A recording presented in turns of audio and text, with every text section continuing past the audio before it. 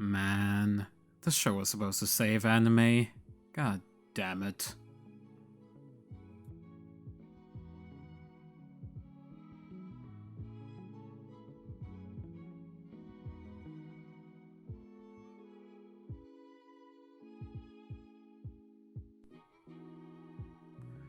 Let's talk One Direct Priority, which is undoubtedly the anime of the decade, or it would have been if it wasn't cancelled after its 10th episode. It's a shame we never got to see the conclusion of this amazing anime. There aren't many anime I've watched and immediately thought was anime of the decade, but One Direct Priority had every reason to be that, if not for that unfortunate cancellation. Even the weakest episodes felt like an 8.5 out of 10, and I'm not over it getting cancelled. All I'm left with is thinking about how awesome this anime was, and how it was really progressive with the way it explores gender identity and presentation.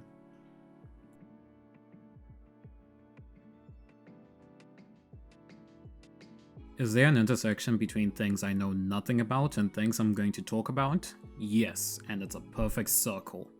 Still gonna talk about it and make a fool of myself. So you've probably heard of identity, sex, and presentation. You've probably heard those words. What's the real difference here? Well, you know your sexual identity. You take a look downstairs, you explore your plumbing, and that's your sexual identity as applied to your sexual orientation or to whom you're attracted to. And please don't treat this like a binary.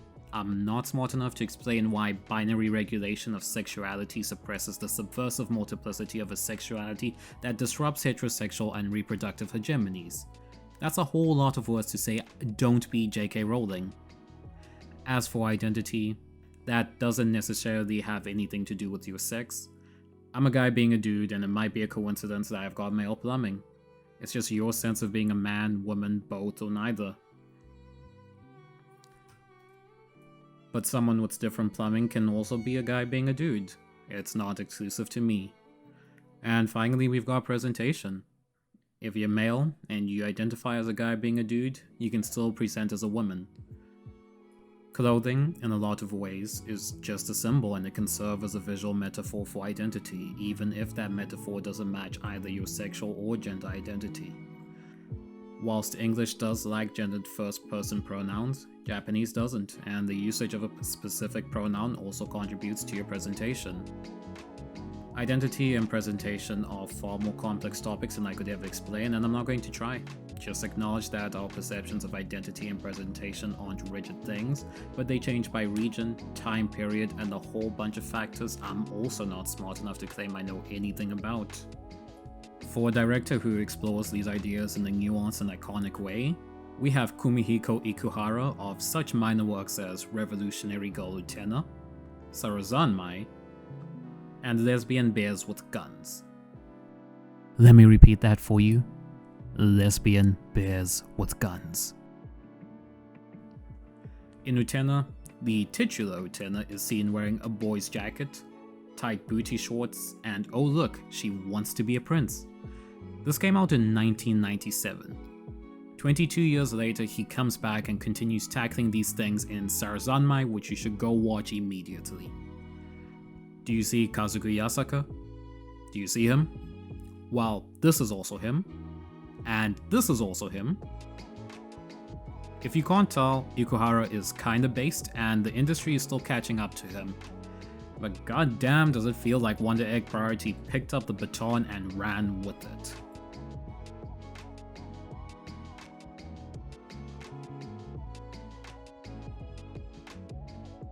I really do love this weird show about cute girls jumping into a surreal world to rescue other cute girls who happen to unalive themselves. There's a lot going on in this visually stunning anime, but that's all you kinda need to know for now. The rest isn't as relevant to you. And we're not talking about the entire cast today. Today we're just talking about Rika Kawai and Momoe Sawaki. Rika Kawai is an idol. Well, specifically, she's a former idol and she rocks it. You're probably wondering why she's on this, and the simple answer is that to me, she presents outwardly very masculine in her main outfit. There isn't ever any doubt about her identity as a girl, but goddamn does she display the most masculine behaviors of the bunch. She's the most outgoing, the most exuberant, and the most aggressive in her fighting style. And just look at her. Look at that design. If she isn't trying to present masculine, then, well, I'm allowed to interpret media how I please. And on to Momoe now. Oh boy, there's a lot here. Very little of it is kind to her at all. I just want to preface this by saying, let tall girls with strong features be best girl, you cowards. Now look at her. Guy's uniform? Check. Super tall? Check. In fact, I think she might be taller than me. Refers to herself as the masculine singular pronoun of Boku? Double check. And if the world of One Direct Priority wasn't out to hurt these girls, that would just be that. But Momoe is a girl. She was born a girl and identifies as a girl, but her gender presentation is constantly at odds with her identity. Now, on the one hand, having girls throw themselves at you is a fantasy come true. On the other hand, when they're doing it because they see a guy, and they want a guy, and you aren't a guy, that becomes a bit of a problem. If you just showed me her record of girls she's kissed, then I'd assume she was a fuckboy and an efficient one at that. But she isn't a boy. She wants to be seen as a girl. Everyone takes her presentation at face value, and part of her presentation is people just deciding to treat her as a guy even when she presents feminine early in her life.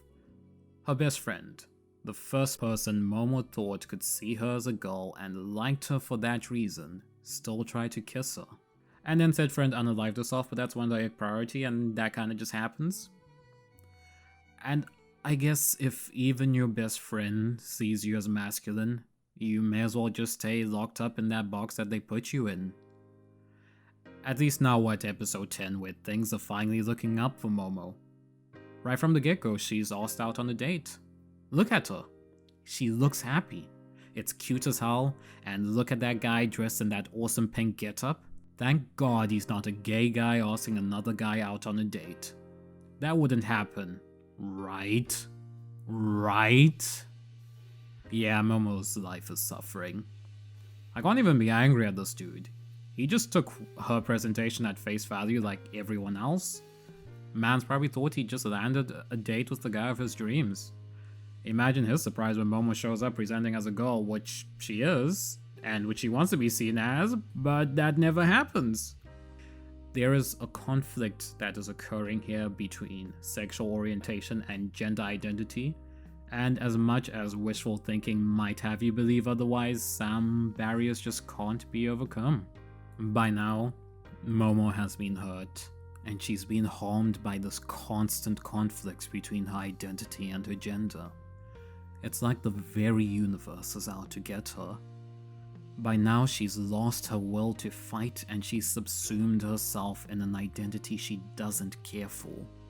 She assumes no one will ever truly see her except her friends, who themselves fail to see the truth in front of them.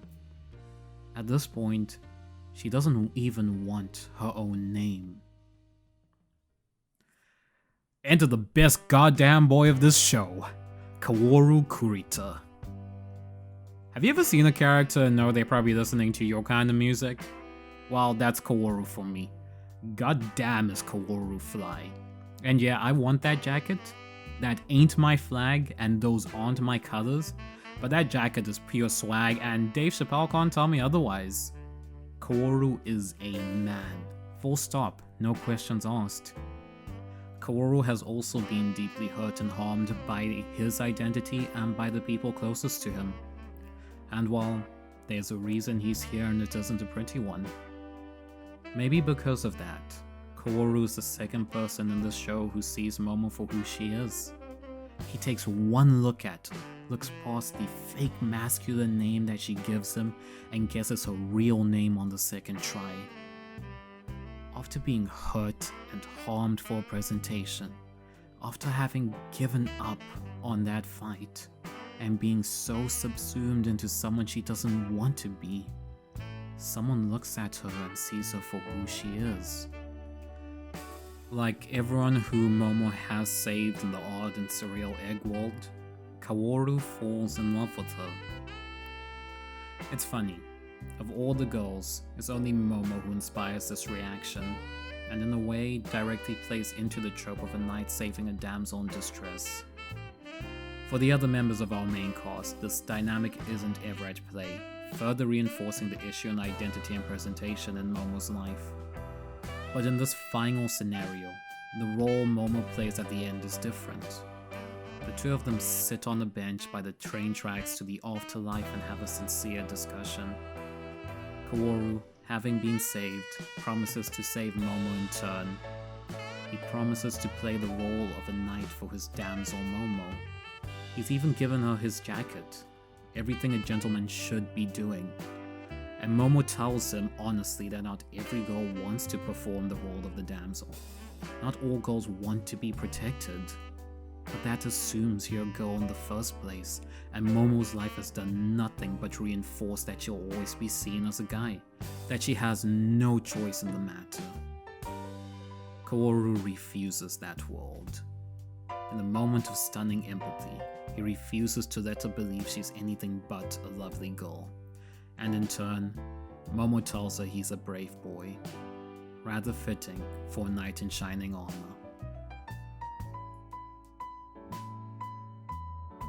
I'm realizing now that this wasn't really a discussion about gender identity and presentation. I don't know much about that. I'm a blockhead mechanical engineering guy, okay? This was really about Momo. She deserved better. She deserved more. She deserved more than one kiss before the show got cancelled. And while she'll never get that, I'll never get that closure for a story, and that kinda sucks. But hey, at the very end of it all, two people who were hurt because of their identities managed to help each other move forward with their lives, or afterlife in the case of Kaworu. They got to share a single, tender moment between the two of them. And you know what? There's something kinda beautiful about that. Well, that was dark. If you got here, I apparently learned how to make a rather terrible video. But now you get some good musical taste from me. This is an art section. I'm going to be giving albums to the 3 people we talked about the most today. First up is Rika.